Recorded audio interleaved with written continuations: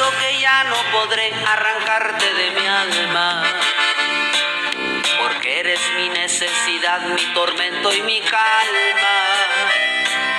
Y a ti no te puedo culpar que te llevo aquí dentro, que llevo tu risa, tu voz aquí en mi pecho.